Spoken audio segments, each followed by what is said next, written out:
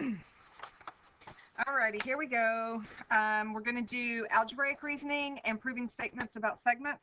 So we're starting our lessons over proofs. Some of you will get it okay, some of you will struggle, but we'll get through it nonetheless. All right, so first thing we're going to do, how can algebraic properties be used to prove a mathematical statement? These are going to make the most sense. So we're going to look at different properties. So we have the addition and subtraction properties, which if A equals B, well, if I add C to both sides or subtract C from both sides, that would be addition or subtraction. If A equals B, I can multiply both sides by C or divide both sides by C, because that would be multiplication and division properties. Substitution. If A equals B, then A can be substituted in for B or vice versa. And then, of course, distributive.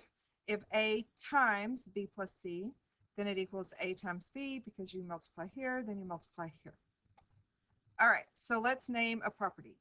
So name the property of the equality that the statement illustrates. So if I start out with x over 2 equals 7, and then I get x equals 14, what happened? This would be the multiplication property. So multiplication. Okay, if I have xy equals wz, then xy minus 4 equals wz minus 4. So it went from here to here by subtracting 4 from both sides.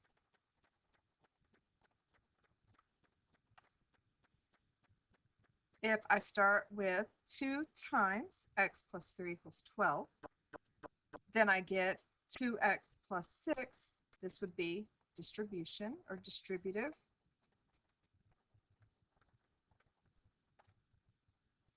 If I have EF equals GH and GH equals JK, then EF equals JK.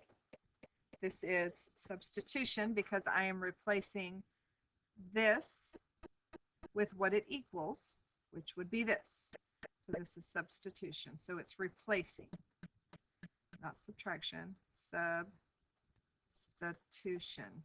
Sorry, substitution. Let me just rewrite that.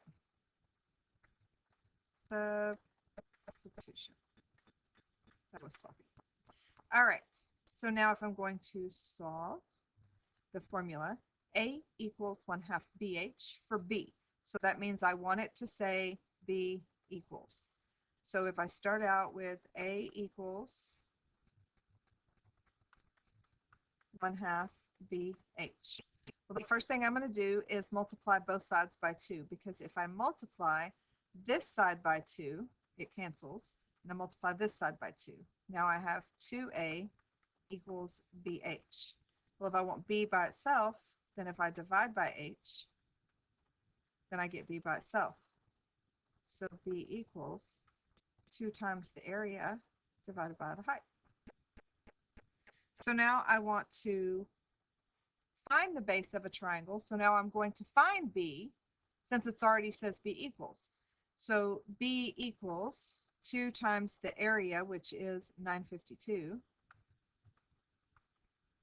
and whose height is 56, and divide by 56.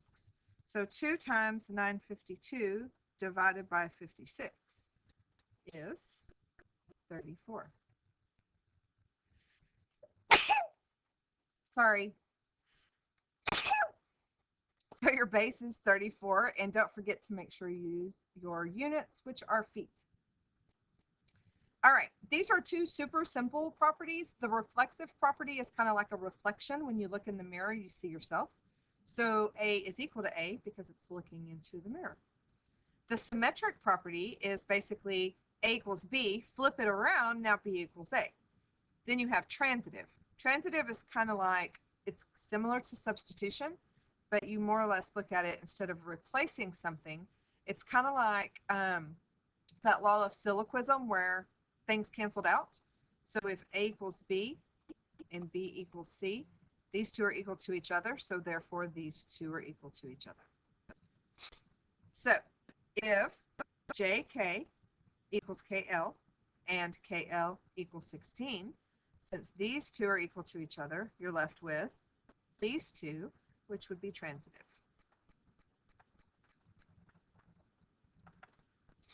If you're equal to yourself, that's reflexive. And if PQ equals ST, flip it around, ST equals PQ, that's symmetric.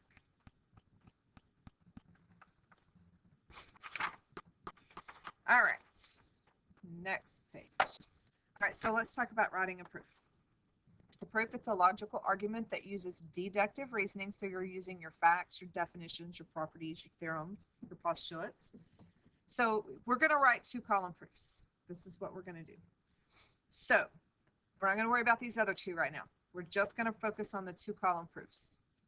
So the way that it works is you're going to be given a piece of information. So if I'm given this 3x plus 2 equals 23 minus 4x.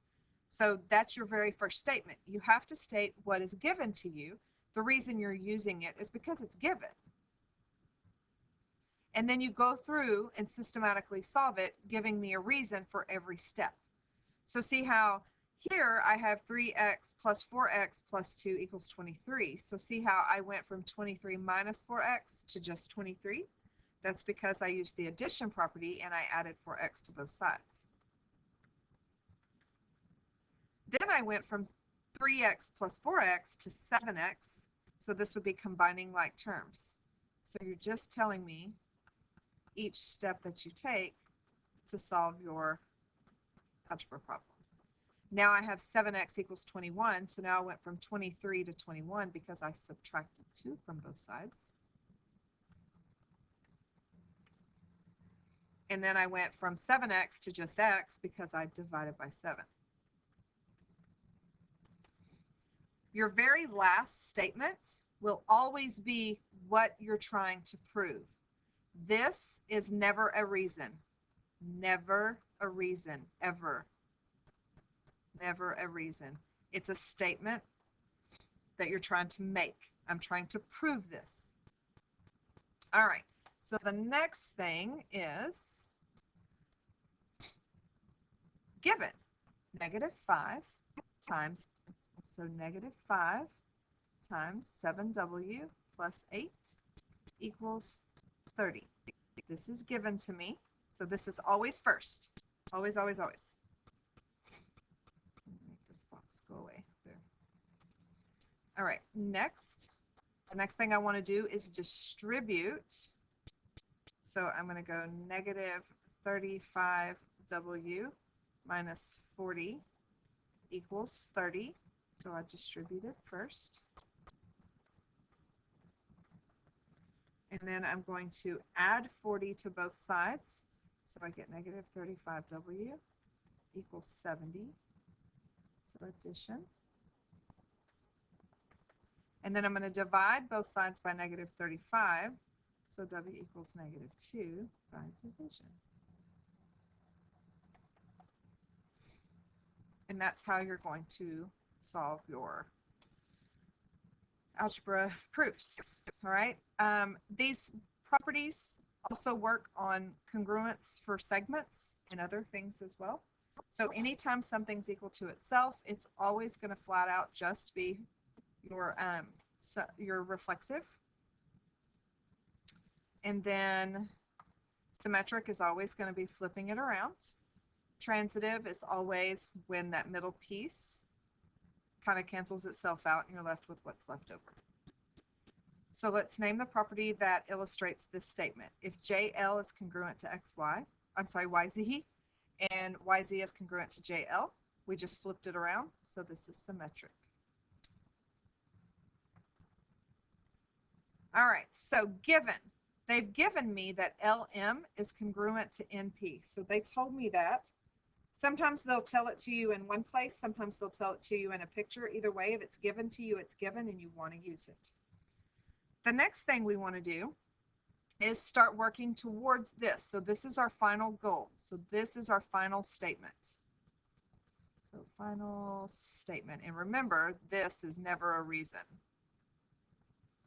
All right. So since I know that LM is congruent, and then you look at this one, LM is equal. Remember I talked about earlier at the 6 weeks how those two things are interchangeable and that we'll use them a lot? This is the definition of congruence. So the definition of congruence, so congruent segments. Sometimes it may be congruent angles. Sometimes it may be congruent arcs. Definition of congruence. We're just going to be specific right now because we're talking about segments. Now I have LM is equal to NP, and then I flip it because I was able to use symmetric property. And then I turned around and I gave it congruent symbol back. So that's the definition of congruence again, or the definition of congruent segments.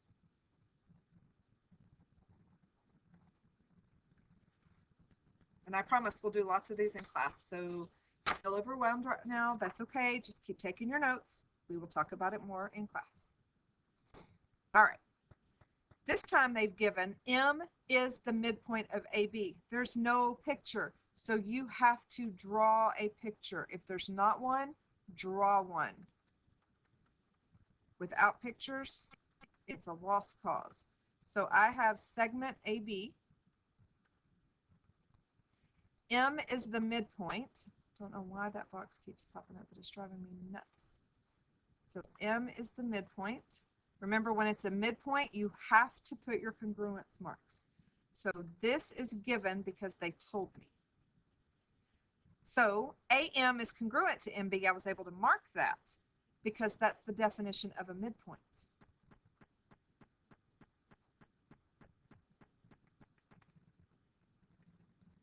And then I go from the congruent symbol to just equal because that's the definition of congruent segments. So we'll use these a lot. Some of these properties and definitions you'll use a lot. Now I have AM plus MB equals AB. So remember, this piece plus this piece is the whole piece. Remember, that's called segment addition.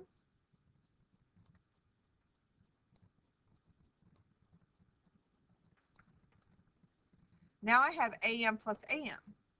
Well, notice these two match up, these two match, everything matches but these two. Because remember, in this statement right here, we said they were equal. So I'm going to replace the MB with what it equals. So we're using substitution.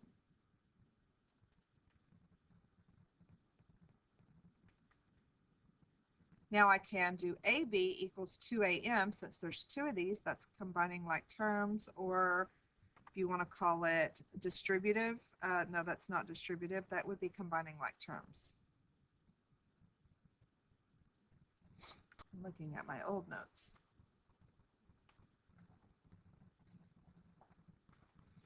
And now I have AM, so if I divide this side by 2, it cancels out, but I got to divide this side by 2 also.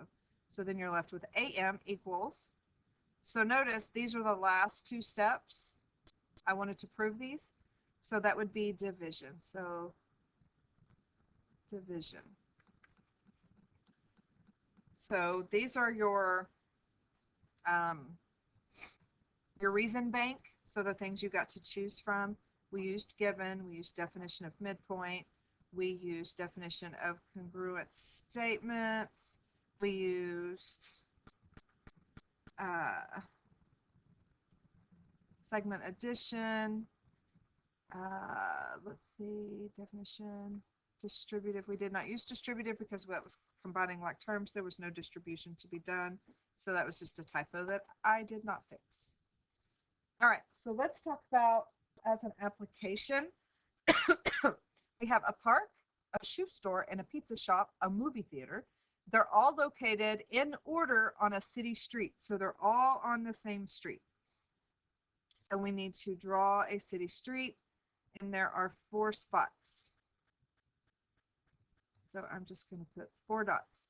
So we have a park, we have a shoe store, we have a pizza shop, and a movie theater.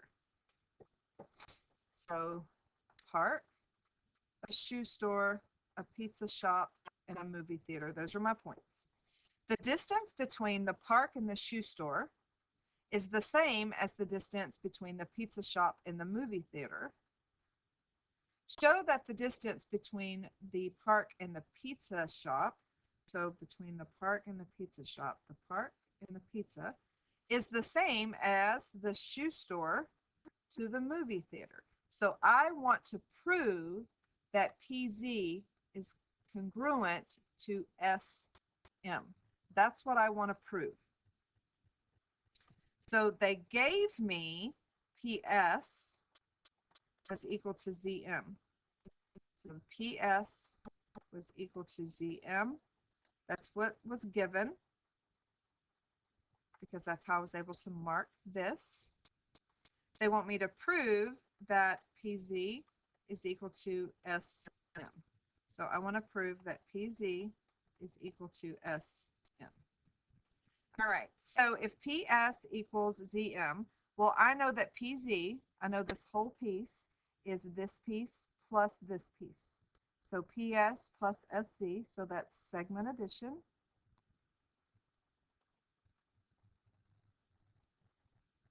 So just kind of think about it if I'm asking you a bunch of questions and every time you answer me, I keep saying, why? You have to keep giving me reasons. So we're just learning to think systematically. All right, now SM, so SM would be this piece here, which would be this piece plus this piece. So SZ plus ZM, so segment addition again.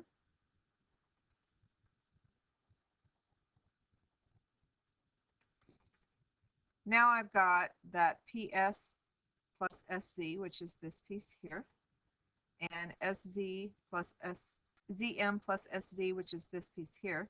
So I'm saying these two are equal to each other, because remember, these two are equal to each other. So if those two are equal, then now I've got the addition property of equality. So PZ PS equals PS equals SC. So we are going to go with addition property,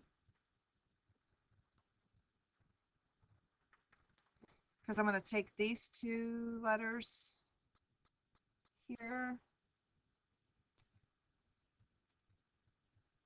and then we've got substitution.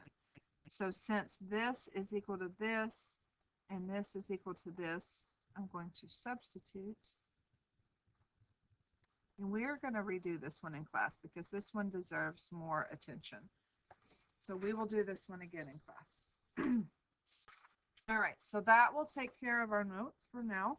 But put a big star by this one because I want to redo this one in class because I think it deserves a little bit more attention. And I think it should take a little bit more than 5 steps as well. But this will get you a good idea as to what's going on. So have a good weekend. I will see y'all later.